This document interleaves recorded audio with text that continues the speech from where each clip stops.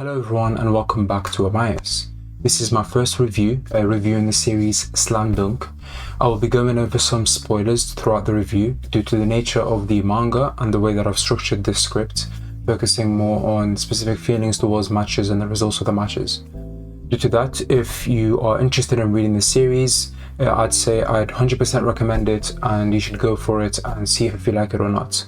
Other than that, I'll get straight into the review. Slam Dunk is a basketball manga following Shueisha as they try to attempt to reach nationals. The Shueisha team consists of Sakuragi, Mitsui, Miyagi, Akagi, and Rukuwa. These specific characters are the main highlight of the series, and that's what they followed as they develop and become better at the game.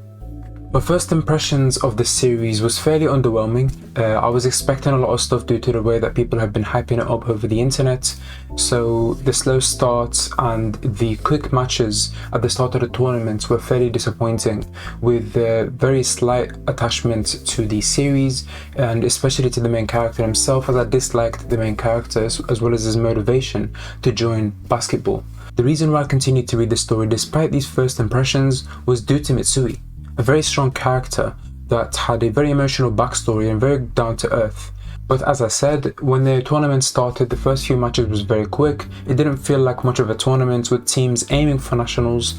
with the first matches feeling like normal, friendly matches. And that continued to go on even in the Shoya match, which didn't feel as intense as it was trying to and supposed to be, with a very important match allowing them to reach the top 4, with specific substitutions towards the end not feeling as scary as they were meant to be, with the only problem that Shueisha faced at the beginning of the match being their own weakness and inability to perform well due to the stress of reaching such a high result and never reaching that specific match before and facing against a supposedly strong opponent. However, despite all these specific nitpicks that I had in these first matches, the Shoya match had its great points, with Sakuragi's slight development as he questions his usefulness to the team,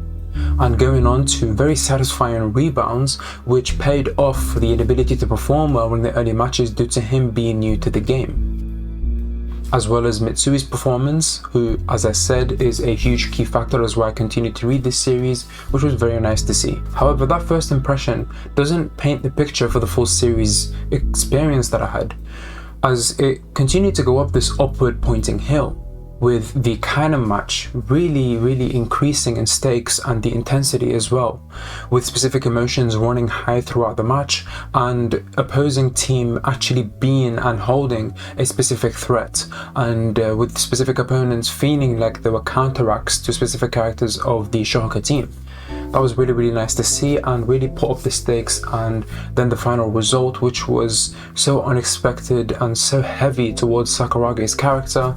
it had a really good impact to the series and really drove it up to be a great read. And that continued to be a trend, with each match becoming better than the previous one, with the finale to reach the nationals having such a huge impact, with the team that they're facing against having been introduced at the earlier point of the series, with intensity going forward, with each character signifying a specific thing. And that again continued to go up until the amazing finale for the nationals, with more characters in the opposing team that starting to feel more like a threat rather than just one or two characters, with the whole team being built up on, with specific time going into each specific character to go over the reason why they keep fighting. My favorite characters for the series was fairly easy to choose. Mitsui is obvious, as I stated earlier, the reason why I continue to read the series, as well as him showcasing his performance in the later matches, growing as a character with some amazing moments later in the upcoming matches,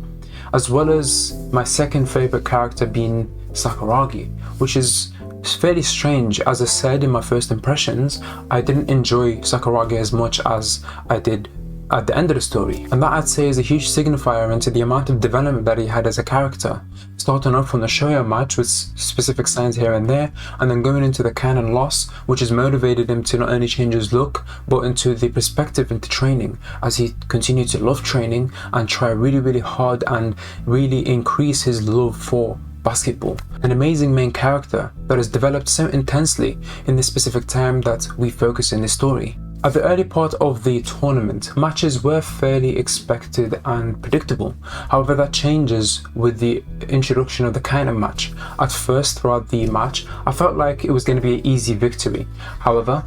I was surprised, obviously, and that continued to go up forward until the finale for the Nationals, which was fairly unpredictable, with me going on to say that this team would win and then moving on to the next, and just really switching sides into who I think would win until the obvious results were shown. But that unexpectedness continued to go up with each specific match, just like the quality of each specific match, with the Nationals really being uncharted territory where I wasn't sure what will happen in the first match of the Nationals. I was expecting a loss, and that unexpectedness continued to raise in the Nationals, really making up for an emotional matches later on with a huge amount of investment into those and overall more enjoyment, something that is highlighted more in this specific basketball series, which is a huge thing for a series that's more grounded into basketball and not as much as far-fetched when it comes to the powers that they use or skills that they use. My favorite part of the series are easily the character depth that the main characters have had, with each character developing throughout the story, with Mitsui having an amazing performance in the match against Sano, just really going all out and continuing to shoot 3-pointers despite nearly passing out, as well as Sakuragi, who showed his love for basketball in that final match, really going to play and sacrificing his body for his team, as well as Akagi, who has always looked for a team to play in, for players who are reliable, that he can trust to pass the ball to, and he's finally found them in this specific match through the realization, especially in the Nationals, as he tries to aim for the goal of becoming a better basketball player, reaching for the Nationals, as well as Miyagi, who continues to fight against people who are taller than him due to the nature of basketball and his height being fairly short compared to everyone else in the tournament, as he continues to showcase his skills fighting against that specific subconscious and the insecurity that he holds. And last but certainly not least, Rukuwa, as he continues to develop as well, chasing to be the best player. And it was really interesting to see the development of someone who is an introvert, who only plays for himself most of the time, but going as far as to sacrifice the first half of the match for the team and becoming a dependable ace who fights for the team was just a really amazing development for the character, becoming a real team player. And that goes into the huge payoff of the Sakuragi and Rukuwa panel, where they finally